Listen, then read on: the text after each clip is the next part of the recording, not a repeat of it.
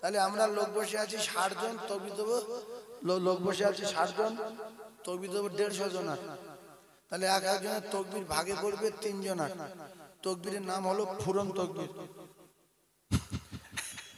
কি তকবীর? এখন লোক কম, ফুরিয়ে চালাতে হবে তো, মন ভাঙলে হবে। তাহলে তকবীরের নাম কি? ফুরন তকবীর। এটা করেন না, ফুরন তকবীর দেন জোরে। 3 জনে সব সমানে, এতে চুরি চামারি করলে হবে না। আমরা নামাজে চুরি, রুকুই চুরি, কেরাতে চুরি, দরুদে চুরি, সেজদায় চুরি। সেজদায় গিয়ে সুবহান রাব্বিয়াল আ'লা, সুবহান রাব্বিয়াল আ'লা, সুবহান রাব্বিয়াল আ'লা।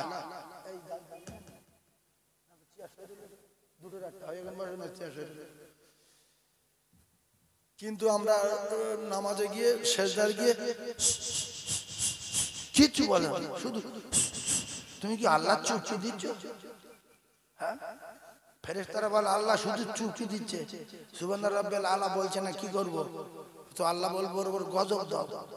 এই জন্য নামাজ পড়তে গিয়ে যদি উল্টো পাল্টা করো, ওই নামাজ ময়লা যুক্ত নোংরা কাপড় হয়ে আপনার মুখে মারবে, যে আল্লাহ এ আমার শেষ করেছে, এ শেষ করো তুমি। এই জন্য নামাজ রুকু সেজদা সঠিক যদি না হয়, সেই নামাজ হয় না। সুবহান রাব্বিয়াল আ'লা, মাটি মাথাতে কি বলি? সুবহান রাব্বিয়াল আ'লা। কিন্তু আমরা কি বলছি রে, শু শু বলছি। সেজন্য আমরা চুরি তকবীরে করব না, তকবীর জোরে দেই। কিছু লোক রাস্তায় ভাবছে লোক নেই, আমরা আসি না নাই, এটি বুঝিয়ে দিতে হবে। জোরে বলেন নারে তাকবীর। সবাই বলেন নারে তাকবীর, নারে তাকবীর।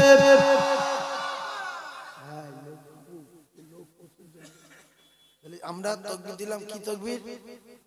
পুরান তাকবীর। হাইলাইট লোক ছুটছে, এত লোক করতে হলো হঠাৎ করে, কিন্তু না, এখানে পুরান চলছে। দেন আরেকবার দেন, নারে তাকবীর। আল কোরআনের আলো, আল হাদিসের আলো, নারে তাকবীর। হে রাসূল তোমায় ভালোবাসি,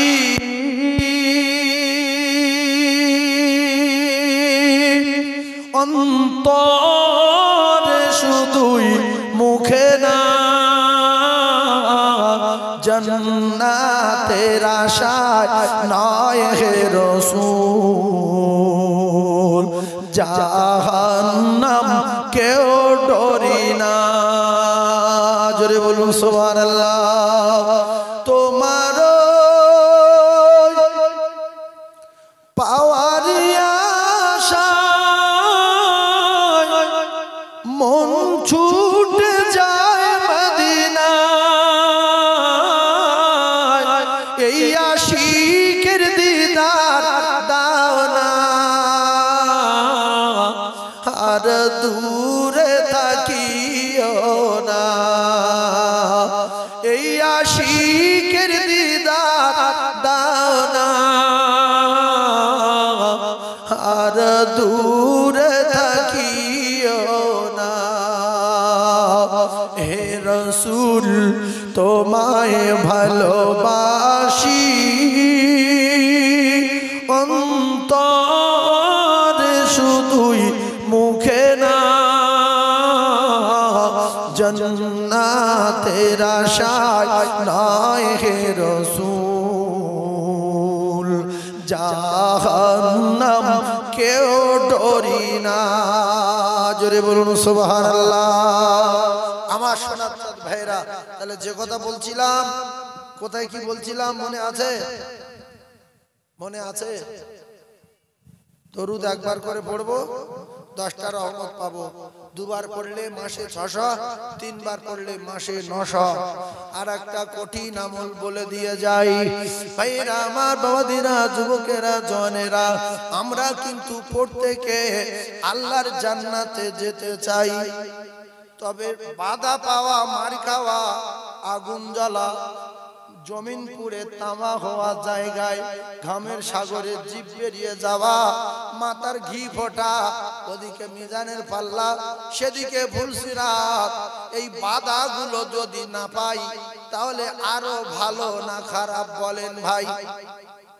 বাধাগুলো যদি না পাই, ঘি ফুটবে, জিভ বেরিয়ে যাবে, ঘামের সাগর হবে, জমিন পুড়ে তামা হবে, কত কেসালে যেতে পারবো না, মরবো ডাইরেক্ট জান্নাত। এটা সবাই চান কি? ইনশাআল্লাহ। তাহলে শুনলেন, মরবো আর ডাইরেক্ট আল্লাহর জান্নাতে যাব, কোনো বাধা টাধা ভালো লাগবে না। তাহলে আপনি যদি মরেন আর ডাইরেক্ট জান্নাতে যদি যেতে চান, শুধু একটা বাধা পাবেন এক জায়গায়, আর কোনো বাধা হবে না। আল্লাহ রাসূল জানান, আমার কোনো উম্মাতানি যদি এই নিয়তে আমল করে, একটা আমল প্রত্যেক ফরজ নামাজের পরে পরে একবার করে যদি আয়াতুল কুরসি পাঠ করে, আমি রাসূল কথা দিলাম সে মরবে ডাইরেক্ট আল্লাহর জান্নাতে যাবে। বাধা একটা পাবে, শুধু মৃত্যু, আর ডাইরেক্ট আল্লাহর জান্নাতে যাবে। এই আমলটা যদি কেউ করতে চায় তাহলে 5 ওয়াক্ত নামাজ পড়তে হবে, সঙ্গে আয়াতুল কুরসিটা মুখস্থ করতে হবে। কোরআন শরীফের যত আয়াত আছে সমস্ত আয়াতের সরদারের নাম আয়াতুল কুরসি। সমস্ত আয়াতের সরদারের নাম কি? একটু মুখে বলে। আয়াতুল কুরসি। সমস্ত আয়াতের লিডারের নাম আয়াতুল কুরসি। সমস্ত আয়াতের শ্রেষ্ঠ আয়াতের নাম আয়াতুল কুরসি। ও মুসলমানেরা, এই আয়াতুল কুরসি যদি একবার করে পড়েন, শুধু মরবে আর ডাইরেক্ট আল্লাহর জান্নাতে যাবে। জোরে বলো। কিন্তু শর্ত 5 ওয়াক্ত নামাজ পড়তে হবে। অনেকে বলে, হুজুর নামাজ বাদ দিয়ে কি আমল আছে বলেন? ওইটা বাদ দিলে তার কিচ্ছু নেই, সোজা জাহান্নাম। নামাজ বাদ দিয়ে আমল খুঁজছে, তাহলে খুব ভালো হয়। ভাইজান আমার, বাবাজিরা, একটু বোঝার চেষ্টা করবেন। তাহলে এই আমলটা কি কেউ একবার করে পড়তে পারবেন, করতে পারবেন? একবার করে আয়াতুল কুরসি পড়বেন। এরপরে একটা জটিল তত্ত্ব আমি আপনাদেরকে শোনাই, খুব ভালোভাবে বোঝার চেষ্টা করুন। আল্লাহর নবী সাহাবী হযরতে আবু হুরায়রা রাদিয়াল্লাহু তাআলা আনহুকে আল্লাহর নবী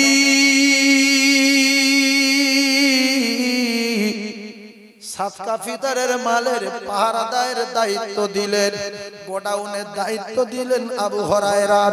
আবু হুরায়রা রাদিয়াল্লাহু তাআলা আনহু গোডাউন পাহারা দিতে দিতে হঠাৎ করে রাতের বেলা একটা ডাকাত এসে হাত ঢুকিয়ে দিয়েছে মালের ভিতরে।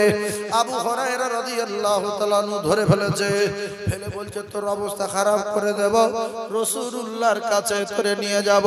ও ভাবিরা, খালারা, প্রথমে আমল দিলাম দরুদ শরীফের, দ্বিতীয় আমল দিলাম আয়াতুল কুরসি, 3 নম্বরে আমলটা শুনেলেন। 3 নম্বরে আমল।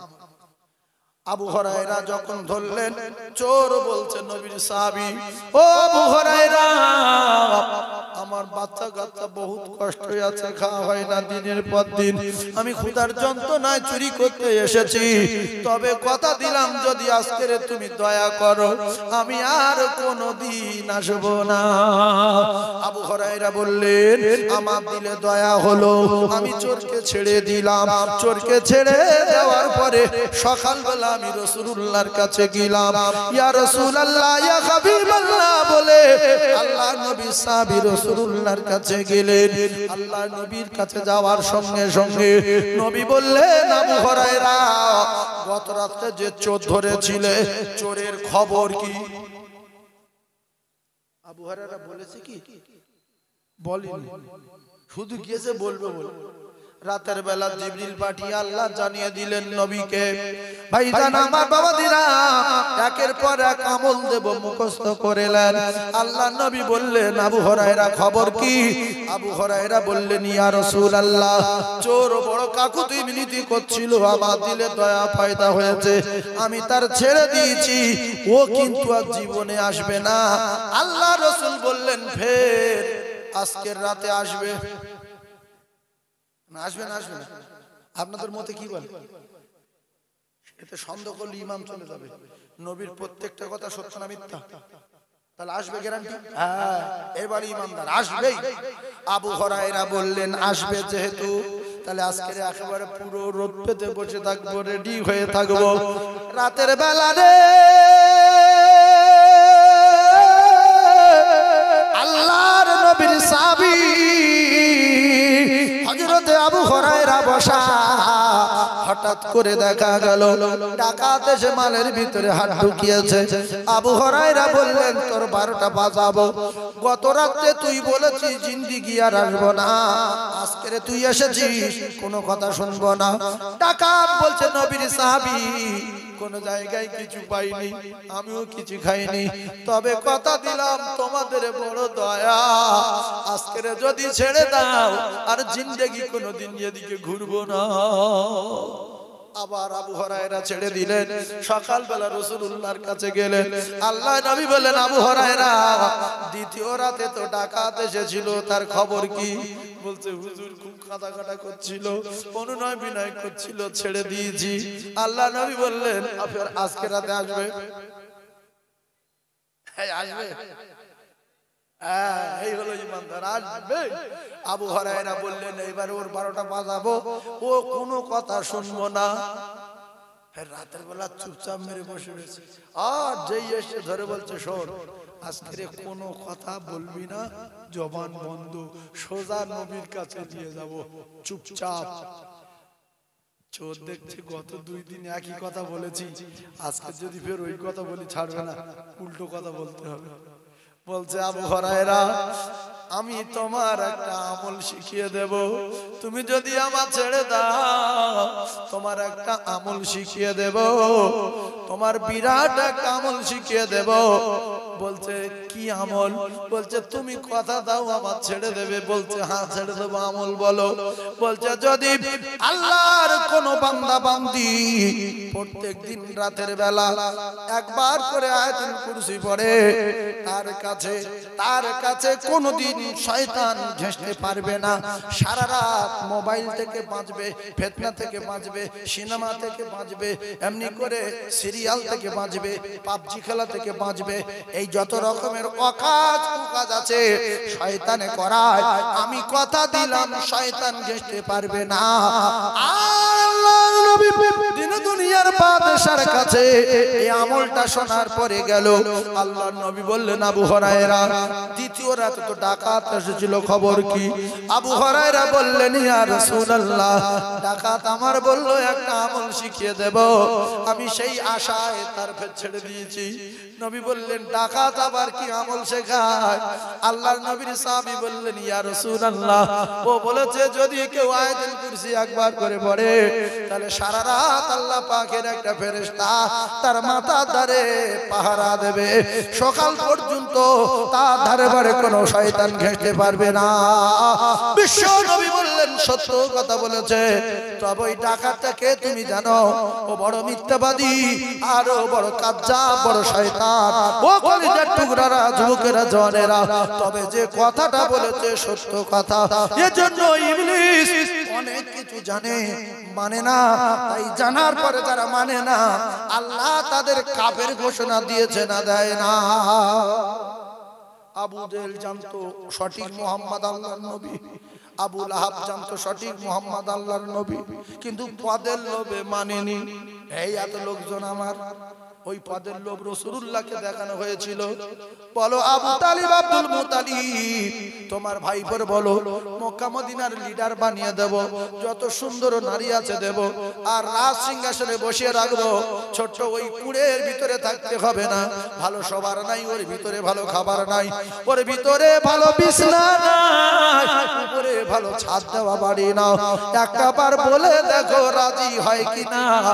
আবু তালিব বলার পরে আল্লাহ নবী বললেন, চাচা যান, ওরা তো মেয়ে দিতে পারবে, বাদশা বানিয়ে দিতে পারবে, সিংহাসন দিতে পারবে। ওরা যদি পারে, এক হাতে আসমানের চাঁদ, অপর হাতে আসমানের চাঁদ যদি আমার দেয়, আমি আল্লাহর নবী কথা দিলাম, এই কলেমার বাণী এক মুহূর্তের জন্য আমি ছাড়তে রাজি নাই। জোরে বলু। সেই কলেমা আমাদের কাছে আছে না নাই? তাহলে এই কলেমার ফজিলত শোনেন, আয়াতুল কুরসি পড়বেন। আর একটা কথা বলি, আপনারা কি নবী দেখতে চান? কেউ আছে নবী দেখবো স্বপ্নে যোগে? কেউ দেখবেন? তাহলে গাট করার জন্য আয়াতুল কুরসি একবার পড়তে হবে। কার গাট করবে? শয়তান আসতে পারবে না। গাট করবে কে? আয়াতুল কুরসি। আর নবী দেখার জন্য প্রত্যেকদিন এশা নামাজের পরে ওই পূর্বের আমলটা করছেন, জান্নাতুল ফিরদাউসে ডাইরেক্ট যাবেন। আর এশা নামাজের পরে আয়াতুল কুরসি তো আছেই আছে। আর এশা নামাজের পরে তিনবার সূরা ইখলাস, তিনবার সূরা ইখলাস মানে কুলু সূরা। ইখলাস মানে কিসের সূরা? কুলু সূরা। অনেক মাহফিলে আমি বলি, বাপ একবার সূরা ফাতিহা, তিনবার সূরা ইখলাস পড়ে আমি পড়ি আর মুখের দিকে তাকাই, অনেক লোক চুপ করে থাকে, জবান বন্ধ করে। যে কাকা তুমি সূরা ফাতিহা জানো না? না বাবা, গরিব মানুষ, সারা জীবন খেটে খেটে জীবন চলে গেছে। তা আলহামদুলিল্লাহ বলতে, ও তো ছোটবেলাতে মুখস্থ। কেউ ফাতিহা জানে না, আলহামদুলিল্লাহ ছোটবেলাতে মুখস্থ। এই জন্য অনেক মানুষ সূরা ইখলাস বললে অবাক হয়ে যায়, সেই সূরা ফালাক কি, সূরা নাস কি, কুলু সূরা ওটা মুখস্থ। সেই জন্য আমি পেলেন বলি, কুলু সূরা তিনবার, সূরা ফালাক তিনবার, সূরা নাস তিনবার, এই তিন তিরিকে 9 বার শুয়ে যাবেন ওযু অবস্থায়। আর দরুদ শরীফ পড়তে পড়তে ঘুমাবেন। একদিন না একদিন বিশ্ব নবীর সঙ্গে দেখা হবে। রাসূল বললেন, যেদিন আমার দেখতে পাবে, সেদিন আমার ওই বান্দা বান্দির জন্য জাহান্নামের আগুনটা হারাম হয়ে যাবে। এই জন্য নবী দেখার যদি আশা হয়, তাহলে প্রত্যেক দিন এশার নামাজের পরে আয়াতুল কুরসি কাট দেবে। কোন বেঈমান, কোন শয়তান আল্লাহর কসম আপনার বিছানায় আসতে পারবে না। কারণ আপনি জ্ঞানী মানুষ, কোরআন বিশ্বাসী। ফেরেশতাদের গার্ড দেয় যে সূরা, সেই সূরাটা আপনি পড়ে ফেরেশতা বসিয়ে রেখেছেন। ও কলিজার টুকরারা, যুবকেরা, জওয়ানেরা, কোন আমলটা নেবেন বসে বসে ভাবে। তাহলে শুধু দরুদ শরীফটা নেবেন কি? দরুদ কেউ পড়বেন তো একবার করে? আমার বাপ বলেছে একবার পড়বেন। মাসে কটা? মাসে কটা রহমত? 300। দুবার পড়লে 600। আর প্রত্যেক নামাজের পরে পরে আয়াতুল কুরসি পড়লে বাধা পাবে কোথায়? জান্নাতে যাওয়ার জন্য মৃত্যু, ডাইরেক্ট আল্লাহর জান্নাত। আর তিনবার ফালাক, তিনবার সূরা ইখলাস, তিনবার সূরা নাস শুয়ে দরুদ পড়তে পড়তে ঘুমিয়ে যাবেন। আল্লাহ রাসূলের একদিন না একদিন স্বপ্নে ভিডিও কলে দেখতে পাবেন। জোরে বলুন। আর যে নবী দেখলো তার ঠিকানা ডাইরেক্ট আল্লাহর জান্নাত। তোমারও নাম শুনিলাম,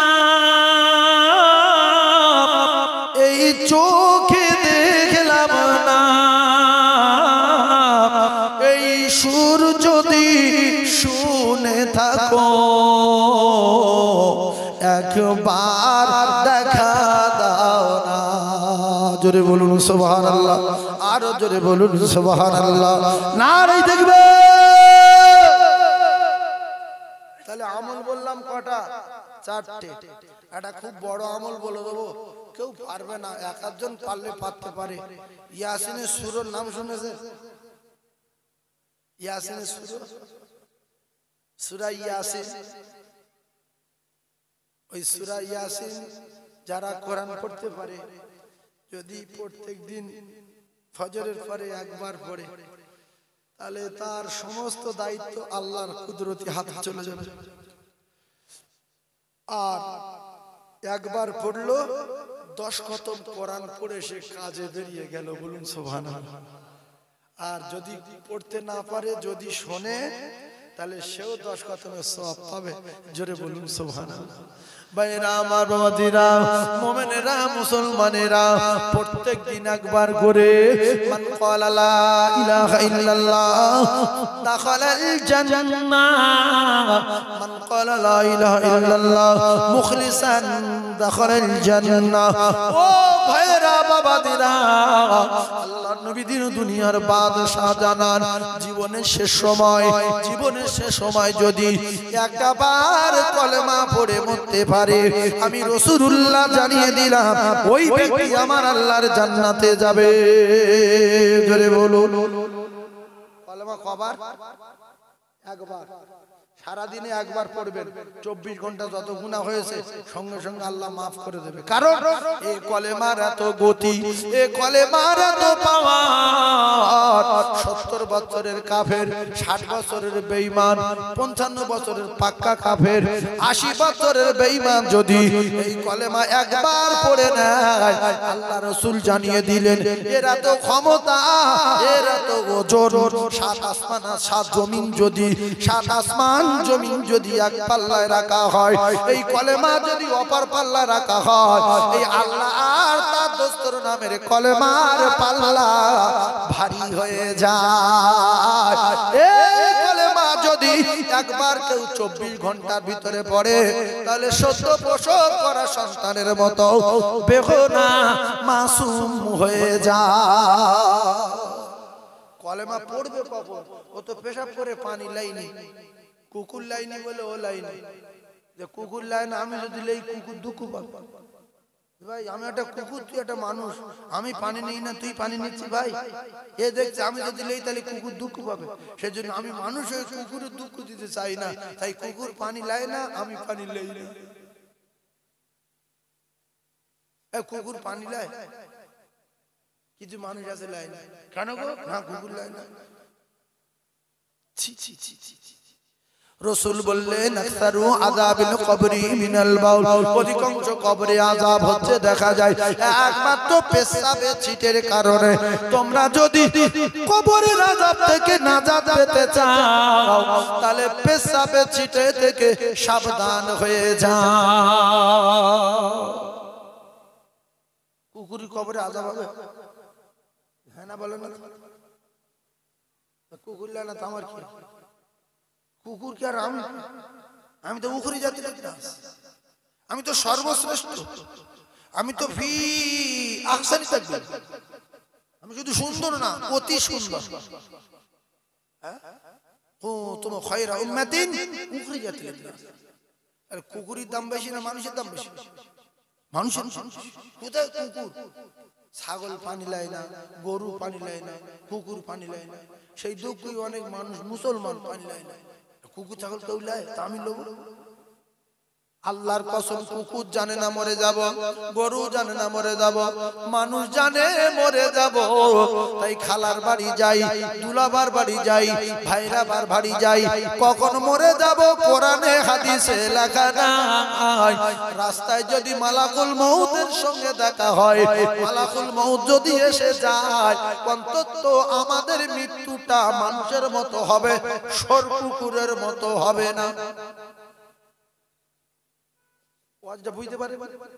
নামাজ আমি মাঝে মাঝে পড়ি শুক্রবার, কিন্তু মৃত্যু তো হতে পারে শ্বশুর বাড়ি যেতে যেতে, বোনার বাড়ি যেতে যেতে, বাজারে যেতে যেতে, দোকানদারি করতে করতে অনেক মানুষ চেয়ারে বসে মরে রয়েছে। ও যদি পেশাব করে পানি নিয়ে থাকতো, পাক অবস্থায় মরলে আযাব কম, আর না পাক অবস্থায় মরলে আযাব কম। লোকিনে ভাবে পাক অবস্থায় মরলে আযাব কম হবে, কারণ ফেরেশতারা পাক। ফেরেশতারা কি? অন্তত পাক অবস্থায় মরার জন্য আজ থেকে শপথ করবেন, যত জীবন বাঁচব নাপাক গায়ে একটা কদম তুলব না, নাপাক গায়ে একটা কদম তুলব না। অনেকে বাজারে যাচ্ছে, পেশাব করেছে, পানি লাইনে, জানে এখন তো 12টা পর্যন্ত নামাজ নেই, কিন্তু 12টা পর্যন্ত তুমি বাঁচলে তো, তবে 12টার আগে তোমার তো মেরে দিতে পারে আল্লাহ। পারে না? পারে না? যদি বলেন শরীর সুস্থ, ওই লরি আরি ধাক্কা মারি, লরির মাথা আজাইল করে থাকবে, এসে ঝাঁ করে মেরে আইল্যান্ডে গাছ চেপে ধরবে, পট করে ফেটে যাবে। বলে আরে কাকার কোথায় কিচ্ছু হয়নি, মাথাটায় যদি না লাগতো দিব্যু বেঁচে যায়। ওই মাথা ধরে আজরাইল ঠুকে দেয়। এর মতো নোংরা লোকের বেঁচে রেখে লাভ নেই। এই নামাজ নেই, রোজা নেই, কিচ্ছু নেই, কলমা নেই, দরুদ নেই, শুধু খাচ্ছে আর ঘুরছে। কিছু লোক আছে না, শুধু হাত খেয়ে যাচ্ছে। আল্লাহ বলে وما من دابة في الأرض إلا على الله رزقها। ও জ্ঞানী ভাইরা, ও শিক্ষিত ভাইরা, একটু বোঝার চেষ্টা করো। আল্লাহ কুকুরের দায়িত্ব নিয়েছেন খাবেন, ছাগল, ভেড়া, হাঁস, মুরগি, পৃথিবীর জমিনে যত মখলুক আছে মানুষ সহ সকলের রিজিকের দায়িত্ব নিয়েছেন আমার আল্লাহ। তাহলে আমরা একটা চাল তৈরি করতে পারি না, একটা গম তৈরি করতে পারি না, একটা মাছ তৈরি করতে পারি না, একটা ধান তৈরি করতে পারি না। আল্লাহ পাক বলেন এগুলো সব আমি তৈরি করি তোদের জন্য, তোরা খাদ্য খাওয়া খাবি, আর আমি যখন ডাকবো তোরা আমার বাড়ি যাবি, আর তোদের যত দাবি জান ভরে আমার কাছে চাবি, আমি আল্লাহ তোদের দাবি পূরণ করে দেব। জোরে বলো। আল্লাহর কাছে সব আছে না নাই? তাহলে মুরগি আগে না ডিম আগে? এই ভাই ঠিক বলেছে, হ্যাঁ অরিজিনাল লোক। মুরগি ভাই বোন মুরগি আগে বলেছে, হ্যাঁ তাহলে মুরগি আগে ঠিক বলেছে, কারণ মুরগি না হলে ডিমটা পারবে কে?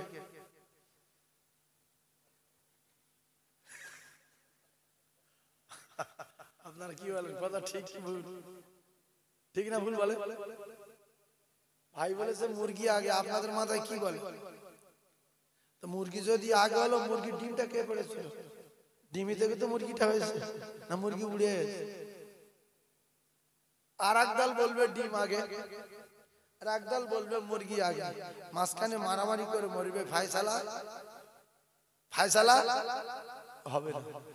আদম নবী আগে না আদম নবীর বাপ আগে? মা হাওয়া আগে না মা হাওয়ার বাপ আগে? ঈসা নবী আগে না ঈসা নবীর বাপ আগে?